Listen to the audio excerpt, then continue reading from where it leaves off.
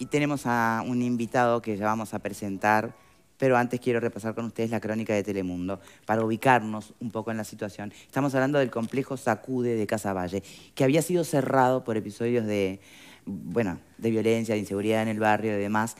Fue cerrado por una semana. Ahora reabre. Vamos a repasar la crónica de Telemundo y después presentamos a nuestro invitado.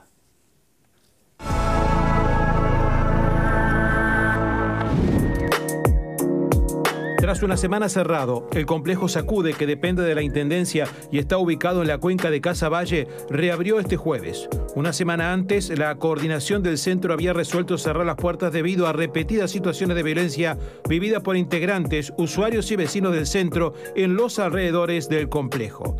En reuniones mantenidas desde ese momento, la Intendencia se comprometió a mejorar las luces y la poda para que las calles estén más iluminadas. En un encuentro mantenido en la noche de este miércoles, la Asamblea de Vecinos e Instituciones de la Cuenca Casaballe resolvió convocar a una reunión conjunta entre la Intendencia e Interior para establecer más medidas. El director de Convivencia del Ministerio del Interior aseguró a Telemundo que se reforzará el patrullaje en la zona para dar seguridad a quienes concurren a Sacude.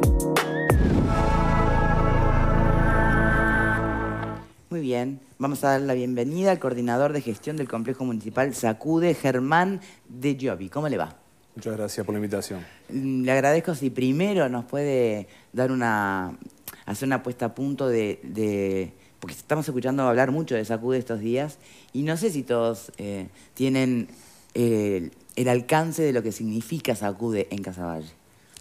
Bien, el complejo Sacude es un espacio que en realidad se inaugura formalmente en el año 2010. Es un espacio cogestionado entre la Intendencia de Montevideo y vecinos y vecinas de la zona. Pero nosotros siempre nos gusta reivindicar que esta inauguración del 2010 es como el tercer hito histórico en la construcción y acumulación de organización barrial, porque es la consecuencia de que en el año 1941, cuando se funda el barrio municipal, vecinos y vecinas organizadas crean una comisión pro fomento, barrio municipal de instrucciones, generan un salón comunal y suceden una cantidad de cosas maravillosas durante decenas de años.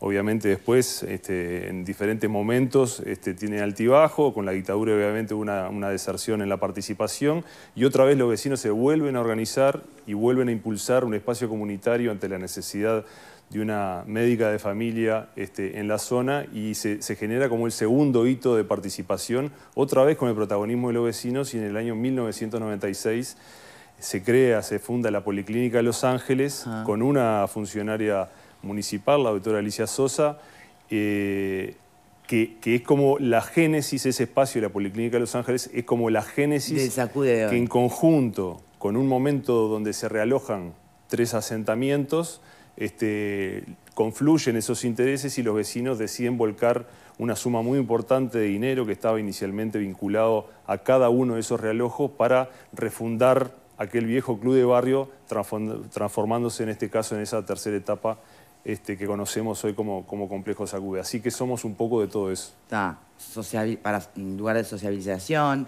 de contención, salud, identidad. ¿Voy bien? Sí, por supuesto. Además de todo eso, si bien el nombre tiene que ver básicamente inicialmente, ¿no? Con decir, bueno, acá tenemos que promover el acceso a la salud, la cultura y el deporte, también ese nombre se fue resignificando y detrás de ese nombre también está toda una pata educativa muy fuerte que trabajamos y también algo que defendemos mucho que tiene que ver con la concepción de espacio público. Bueno, a eso el apropiarse justamente. Y es un espacio donde los vecinos y vecinas de cualquier edad, a cualquier hora, pueden ingresar sin que nadie les pida un documento, sin que tengan que inscribirse formalmente. Son diferentes y múltiples las formas en las cuales los vecinos y las vecinas participan de ese complejo. Es un espacio de construcción barrial. ¿Y por qué justamente con toda esa filosofía, con toda la trayectoria además que usted está contando que tiene este lugar y estas iniciativas de Casaballe, qué pasó que permeó la violencia y que de alguna manera hubo que cerrarlo? Sí, la decisión de cerrar no fue fácil. Lamentablemente hay un número importante de situaciones de violencia que están vinculadas no solamente al entorno inmediato, sino que suceden a diario en el entorno del barrio y de la cuenca, y además sabemos que de otros barrios, ¿no? Nosotros como Complejo Sacudi queremos compartir este dato que nos parece muy significativo. Participamos de un espacio intersocial que se llama La Vida Vale, que surge precisamente a partir de la muerte de 2 jóvenes inocentes. Una iba a tomar el ómnibus para ir a trabajar y otro joven iba a hacer un mandado, y quedaron en el medio de una balacera cruzada en agosto del año pasado. Y eso nos obligó a pensar qué es lo que está sucediendo. Nos conformamos en una mesa intersocial y nos estamos reuniendo con vecinos y colectivos de muchos barrios. Lamentablemente el diagnóstico y lo que hoy pasa en Sacude sucede en muchas zonas de la ciudad. Sí, claro. Ese es el dato que nosotros tenemos y que entendemos que hay, no está en la agenda pública. Realmente entendemos que hay un desacople entre lo que está sucediendo en algunos barrios de Montevideo y lo que realmente la sociedad promedio, digamos, concibe que está sucediendo. Y si no asumimos que hay un gran problema, probablemente no encontremos una solución. Y en esa solución nosotros entendemos que hay 2 dimensiones fundamentales. Una que es urgente, que tiene que ver con asegurar la vida de las personas. No puede ser que dependamos de si la bala pasa más cerca o menos cerca, o si fui casualmente a tomar el ómnibus o no, que la vida quede sin garantías. O sea que eso de alguna forma tiene que empezar a modificarse y tiene que haber mayores garantías para todos los habitantes, no para los que viven alrededor de Sacude. Mayor presencia policial, a eso tiene que haber una serie de dispositivos preventivos, disuasorios y también, obviamente, si se necesita, represivos que tengan que ver con la urgencia del delito, ¿no? Que dé garantías que en este momento está siendo, la vida está siendo hipotecada en muchísimos espacios de muchos territorios que tienen esta característica. Y lo otro, que además de urgente es lo importante, y nosotros lo venimos planteando de diferentes formas en diferentes ámbitos, es pensar entre todos como sociedad si en realidad queremos o no encontrar las causas de estos fenómenos, ¿no? Que eso también no está fuera, o sea, no se habla. ¿Cuáles son las causas que para nosotros son múltiples e históricas de por qué ocurren estos fenómenos cada vez con más crudeza?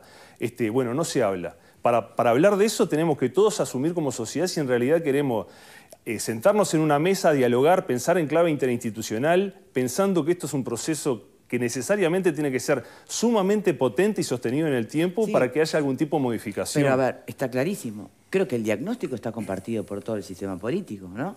Cuando hablamos de las causas. El tema es que después no hay voluntad política de invertir en abordar esos temas. Bueno, es evidente que con los niveles de inversión social que ha habido hasta el momento es totalmente insuficiente para intentar revertir un proceso de fragmentación social que se viene consolidando y agudizando, ¿no? O sea, creo que eso tenemos que asumirlo de los actores políticos, institucionales, los medios de comunicaciones, saber de que si mantenemos la tendencia, el horror que ya muchos vecinos y vecinas están viviendo a diario, y no somos exagerados. ¿Pero remite solamente a lo que son políticas públicas de asistencialismo o tiene mucho más que ver con educación? No, el asistencialismo es una cosa, políticas públicas es otra. Bueno, las dos opciones. El conjunto la educación, pregunto. El conjunto, la educación es sumamente potente. Bueno, tiene que ser en el marco de un conjunto de políticas públicas que sean pensados en clave interinstitucional. Para poner un ejemplo, hay muchísimos jóvenes, ¿no?, que sostienen la escuela. Hay algunos que ya se caen en el liceo y otros que se caen después del liceo. Muchos de esos jóvenes, el Estado no ha sido capaz de asegurar su continuidad educativa y mucho menos vincularlos, asegurar su vínculo con lo laboral. Si no hacemos ese ejercicio, que conceptualmente parece disparatado, ¿no? Es decir, bueno, ¿cómo le vamos a garantizar que un joven que ha sido tercera y cuarta generación de pobreza acceda al mercado laboral? ¿Cómo garantizamos eso? Bueno, si no hacemos ese ejercicio que es sumamente exigente en términos económicos, bueno, vamos a estar dando la batalla por perdida, que es lo que entendemos que está sucediendo. Estamos naturalizando el desastre. Bueno, sí, eso es debatible, porque hay un gobierno que está tratando por lo menos de transformación educativa mediante pensar justamente en cómo evitar que se vayan los jóvenes, asociarlos al mercado laboral, que sea exitoso o no, es otra cosa, obviamente, que haya recursos suficientes para que se implemente como debería, también es otra cosa, pero en realidad la inmediatez de la situación es la que da cuenta de que se sigan perdiendo o no vidas, ¿no? Y en ese sentido, esta reapertura de Sacude les preocupa, los deja tranquilos?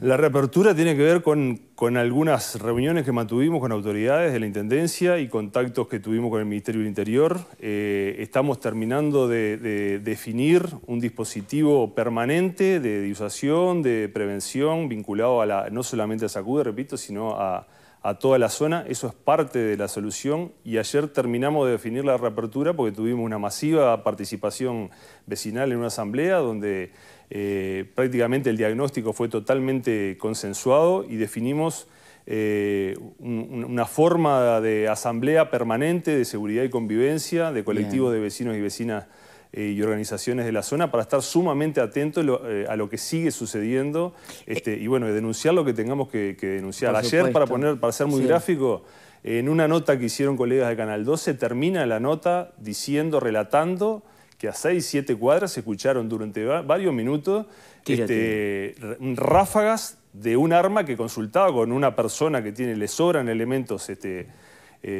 Era un arma semiautomática y ahí las hipótesis de por qué se disparó a las 12:30 durante 4 minutos, con intervalo de 30 segundos, un arma de ese tipo a 6 cuadras de un centro como Sacude y un barrio totalmente popular y numeroso, son múltiples, ¿no?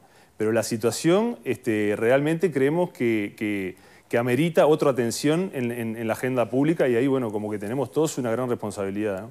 Se habla mucho de la droga, el microtráfico y el narcotráfico como gran responsable de esta escalada de violencia, lo cual para nada quita o deja de interpelar todo lo otro que se habló, ¿no? La necesidad de invertir más en educación, en políticas públicas, bueno. Pero, claro, ya supone un abordaje diferente también. ¿Coinciden ustedes que tiene que ver con eso? La dimensión del narcotráfico, sin lugar a duda, que es un componente que vino a complejizar la situación actual. También sabemos que gurises que hasta hace pocas semanas estuvieron vinculados a espacios sociocomunitarios que intentaban dar una oportunidad, en cuestión de semanas quedan vinculados a dinámicas delictivas. Entonces hay cuestiones que se nos están yendo de la mano y realmente tenemos que revertir, hacer cosas diferentes porque lo que se está haciendo es totalmente insuficiente. Algunos de estos jóvenes que hace referencia son conocidos, son hijos de personas que forman parte, que se reúnen, que están tratando de llevar adelante estas asambleas en Sacude. Bueno, eso no lo sé. Tampoco lo diría si lo supiera. No, pero no lo pregunto de chisme. ¿Sabes por qué lo pregunto? Porque hasta qué punto los padres podemos de alguna manera hacernos cargo, agarrar, sostener a nuestros hijos, ¿no? Y cuando llega el punto que se nos van de las manos. Hay decenas de casos en los cuales los padres o las madres son personas que tienen un conjunto de valores, a pesar tal vez de ser segunda o tercera generación de pobreza y haber tenido una cantidad de dificultades, son personas con unos valores impresionantes que generan inclusive redes de solidaridad que tal vez en otros barrios no se conozcan, que sin embargo están desbordadas porque tienen que trabajar todo el día, atender 4 o 5 hijos sin un apoyo sostenido de las instituciones y eso termina derivando en que cada una de esas situaciones se terminan complejizando y bueno, muchos de esos gurises terminan vinculados a una solución porque como Estado y como sociedad tampoco les estamos dando las oportunidades que necesitan, ¿no? Hay muchísimos gurises, yo diría la mayoría, que si el Estado y las instituciones les ofreciéramos oportunidades dignas a tiempo, no en cualquier momento, pero a tiempo, la situación sería completamente diferente. A ver, panelistas, Marta. Bueno, se me ocurren muchas cosas, pero la primera es que lamentablemente coincido en que hay barrios que han sido tomados por la delincuencia y que el Estado está ausente y no ha podido dar solución. Otra de las cosas que se me ocurre es que también sí hacen falta soluciones conjuntas en ese sentido. Si tú tenés generaciones jóvenes que dejan la educación y que terminan captados por droga, bueno, ¿dónde está Salud Pública ofreciendo tratamientos de rehabilitación a costos razonables? Porque, a ver, lo que te brinda el FONASA 30 días hacia afuera no sirve. Tratamientos ambulatorios no se sostienen. Ahora, la posibilidad de entrar a una clínica y pagarla no es para todo el mundo. Entonces, esta gente no tiene una salida. Por otro lado, también entiendo que hay que apoyar a los padres para que se aseguren de que sus hijos puedan seguir la educación, que es lo único que los va a sacar de la delincuencia o de la calle, porque no hay otra forma. Digo, no me parece que la solución venga de la mano de una reforma educativa donde cambiamos los nombres, sino que busquemos efectivamente garantizar que los chiquilines sostengan la educación, porque es lo único que los va a sacar. A ver, estamos en una sociedad que cada vez requiere más tecnificación. Entonces, no sé si la pregunta viene para el invitado es, ¿ustedes han podido hablar planteando alguna solución de esta para de alguna forma que el Estado les dé respuestas más concretas? Porque, a ver, podemos poner una comisaría o podemos poner un destacamento, ¿eso va a arreglar el problema? No, eso simplemente quizás hasta levante más violencia. Ahora, este otro tipo de soluciones más específicas, ¿te han tenido alguna respuesta? ¿Las han podido plantear? Nosotros siempre hemos, SACUDE está pensado para ser sostenido interinstitucionalmente y siempre hemos trabajado desde esa perspectiva. Es más, hasta el año pasado teníamos un proceso que para nosotros era súper exitoso. Era un proceso de formación profesional básica en deporte. Los gurises se habían caído, muchos de ellos se habían caído, o sea, no habían logrado sostener el ciclo básico en secundaria, y a partir de un contenido específico habíamos podido lograr captarlos y los niveles de éxito de esos procesos eran formidables. ¿Por qué terminó eso? Eso finalizó. ¿Por qué? Y bueno, eso no es una pregunta como para nosotros. Lo que sí sabemos que muchos de esos gurises que por sus trayectorias y por sus condiciones no van a llegar a un centro público y no van a poder sostener una educación, un ciclo básico normal, y que tenían una oportunidad, bueno, hoy ya no la tienen, ¿no? Digo, para poner un ejemplo concreto, nosotros estuvimos mucho tiempo muy contentos con ese proceso. Es más, había familias que sabíamos que la única oportunidad de poder tener esa continuidad educativa era con algo, en principio, que pudieran sostener en el barrio, porque o no tienen plata para los boletos, o no tienen las condiciones culturales para tramitar una boletera. O sea, son múltiples las causas. Claro. Y después de ese primer paso, bueno, se abría una pequeña ventanita de esperanza de poder vincularlos a otra instancia educativa, bueno, que ya puedan vincularse a espacios laborales, ¿no? Eso no lo tenemos, y también hay un desfasaje muy fuerte entre quienes acceden a esa continuidad educativa y el mercado laboral. Pensemos que el mercado laboral muchísimas veces, lamentablemente, desde una perspectiva privada, lo central es la ganancia, y cuando no se tienen en cuenta que las personas que se van a vincular a ese proceso donde lo prioritario es la ganancia, bueno, faltaste una vez o faltaste de respeto y ¿no? Estuviste 2 semanas y para afuera. Entonces tampoco le estamos dando oportunidades reales a esos gurises que tienen condiciones históricas en su construcción cultural y social que ha sido vulnerada, ¿no? No entendí la última parte. Claro, que como que en las empresas les exigen un nivel de rendimiento y de compromiso que estos chiquilines con la historia que tienen no lo pueden sostener, como que no les tienen mucha paciencia. Entonces, a la primera falta de respeto o cuando faltan a trabajar, se los excluye y no se los contempla. ¿No? ¿Es eso lo que quiso decir? Sí, exactamente. No. O sea, no, pensé que estábamos hablando todavía de la etapa educativa. Usted está hablando de la parte laboral. Entendemos que hay múltiples dificultades. Sí. Una de las dificultades centrales es, inclusive, quienes logran sostener, ¿no? Cierta continuidad educativa, por ejemplo, terminar el ciclo básico hasta terminar... Sí, después se enfrentan a un mercado laboral que tampoco están preparados para sostener. Súper exigente, porque lo prioritario es el tema de la ganancia y el Estado no le da respuesta, ¿no? O sea, entonces se quedan otra vez en la nada. Capaz que tienen 3er, 4.er año de liceo, pero no son capaces de sostener las exigencias de un mercado laboral privado y no se logran insertar en las pocas oportunidades que le brinda el Estado. ¿Vero? Qué complicado, ¿no? Pensando en esto que tú decías que funcionó, ¿de quién dependía? ¿De ANEP? ¿Quién lo apoyaba? Dependía de ANEP. Dependía de ANEP y allí iban docentes... Dependía de ANEP, de UTU, era un formato específico que se había generado, era formación profesional básica comunitaria, era un componente particular, precisamente ¿sí? había un diagnóstico muy claro y argumentado de por qué era necesario en algunos casos trabajar comunitariamente en principio. Bueno, eso lamentablemente desapareció. ¿Y hubo alguna explicación de por qué? A ustedes me imagino se las habrán dado. Las explicaciones fueron reformulación de recursos, digamos. De recursos materiales, dinero. Sí, redirección de recursos. Esa fue un poco la la propuesta. Bien, y a nivel de, tú mencionaste, bueno, algunos terminan ciclo básico, a nivel de UTU, liceo, ¿cuál es la realidad? ¿Dónde están esos centros? ¿Están cerca? ¿Están lejos? Bueno, nosotros dentro de la cuenca de Casaballe tenemos la enseñanza pública que hace un esfuerzo impresionante, porque son muchísimos gurises que acceden, y después tenemos otro componente que muchas veces tiene muchísima visibilidad, y está muy bien que la tenga, que es un componente de instituciones que son privadas, pero de gestión pública, que obviamente tienen lógicas diferentes.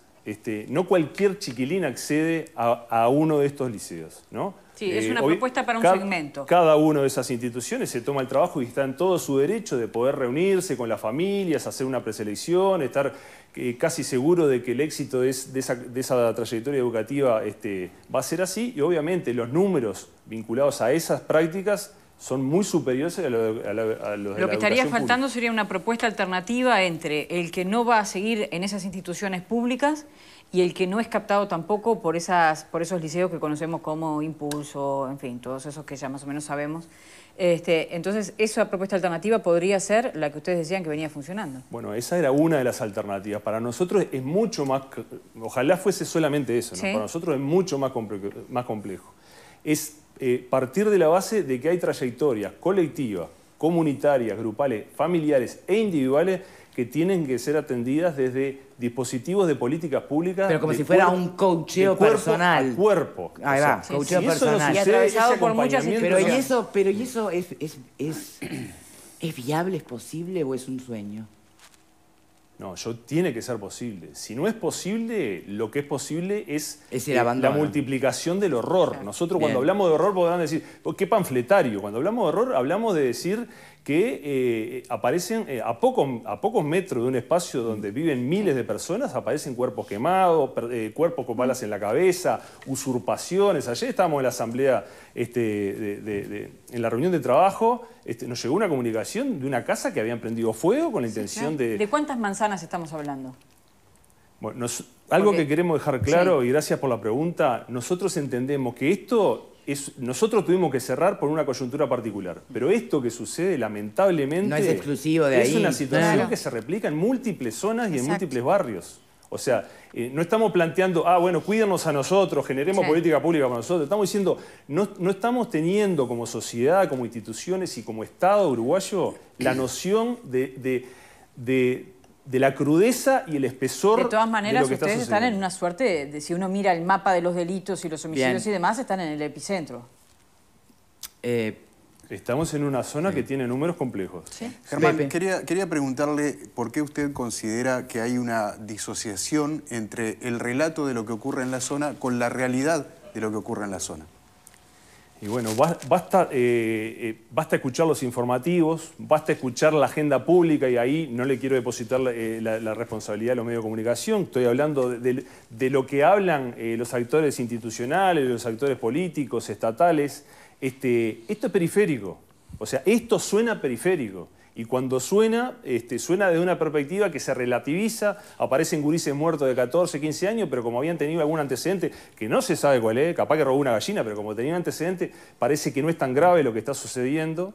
Y en clave de agenda política, de discusión social, no está. Ese es un dato que para nosotros es totalmente real y que de alguna forma lo terminamos contrastando particularmente cuando nos juntamos en una reunión familiar con personas que obviamente no habitan esos territorios ni como vecinos ni laboralmente, y le relatamos algunos de estos episodios y nos dicen, no, estás exagerando. Y estamos hablando de personas medianamente informadas, politizadas, pero basta simplemente hacer constatar de lo que se habla en los medios de comunicación. Y oye, no, pero miren que se habla muchísimo de la inseguridad y los delitos, pero ¿desde qué perspectiva? ¿No? Es un lindo ejercicio para los medios de comunicación, para los sociólogos, los antropólogos, los políticos, las instituciones públicas. ¿Desde qué perspectiva se habla de lo que está pasando? ¿Cuál es la tendencia? ¿Qué es lo que va a pasar de acá a 10 años si nos mantenemos como estamos? Si no hacemos algo radicalmente diferente. Buen planteo, sin duda. ¿Quién falta, Pablo? Yo, cortito nomás. Yo estaba leyendo hoy, Germán, a la mañana en un matutín unas declaraciones de Alejandro Andrada, que pertenece a una organización, Casaballe de Pie, se llama, es una organización de 2019, creo que está funcionando, que está encargada de temas sociales, culturales, de la zona de Casaballe y demás. Y por eso la pregunta, ya que estás acá, porque según sus declaraciones decía que le sorprendía el cierre justamente de lo que había sucedido aquí, y que tiene una visión totalmente contraria a la que tienen ustedes en cuanto al lugar y a los hechos que están sucediendo. Él expresa, no textualmente, pero creo que expresa que es un lugar que ha bajado sensiblemente el tema de la violencia, no como otros años que se había agravado, y que en realidad le había sorprendido el cierre porque tiene una visión totalmente diferente de la que tienen ustedes. Entonces, ¿cómo se explica ese choque de visiones o de sensaciones o de lo que está pasando en el lugar, ¿no? Porque, a ver, si se prende fuego una casa, hay un homicidio, hay un copamiento, la sensación es solo una. O sea, lo que tú nos estás expresando y nosotros lo vemos en la televisión, pero ¿cómo se explica esas dos visiones de dos organizaciones sociales del mismo barrio que son tan diferentes? Alejandro, nos conocemos, sabemos que es una persona que se preocupa por el barrio, que permanentemente intenta hacer visible situaciones complejas. Eso habría que preguntárselo a él, o sea, ¿por qué él entiende que en una situación donde ayer había más de 140 personas y no había dos visiones? O sea, rápidamente nos pusimos de acuerdo y de las 140 personas había 17 funcionarios municipales y el resto eran vecinos y vecinas de diferentes barrios y fue totalmente consensuado la gravedad de los hechos, ¿no? Entonces eso habría que preguntarlo a él, cuál es la perspectiva que tiene en relación a estos hechos que no son hechos que nosotros, digamos, nos parece que sucedieron, fueron constatados por nosotros, bueno, fueron constatados por un colega de ustedes ayer. No, pero ¿no? Lo vemos en los informativos. No, lo la vemos, violencia Basta con preguntarle escalada, a la directora de la escuela, que no sé si van a poder responder, pero basta con preguntarle a la directora de la escuela 168 y 336, que están a media cuadra del Sacude, la seguidilla de rapiñas que existen que hubieron en los últimos meses. O sea, nosotros hablamos directamente con el comisario, tenemos muy buen vínculo, muy buen diálogo y estamos permanentemente, hoy hablaban de los WhatsApp, no voy a exponer obviamente lo que conversamos, pero permanentemente, lamentablemente las conversaciones tienen que ver con situaciones de este tipo. O sea que yo, digo, no tengo ningún problema en conversar con Alejandro, intercambiar percepciones, pero lo que está sucediendo, ¿no? Sería una gran pena que un espacio que llevó tantos años en gestarse, de construcción, ¿no?, colectiva, se tenga que ver amenazado por esta situación. Espero que esta reapertura no traiga inconvenientes. Muchas gracias por habernos acompañado. No, muchas gracias a ustedes. Lo último, sí, para nosotros siempre nos encanta poder estar también en los medios compartiendo todas las cosas hermosas que suceden a diario en toda la cuenca de Casaballe y en muchísimos barrios de la periferia de la ciudad, donde lamentablemente muchas veces tampoco son visibles. Así que también los invitamos a que nos puedan invitar para hablar de otros temas. Otro contexto. Entendí el mensaje. Muchísimas gracias. Antes de ir a la pausa, yo les recuerdo que vuelve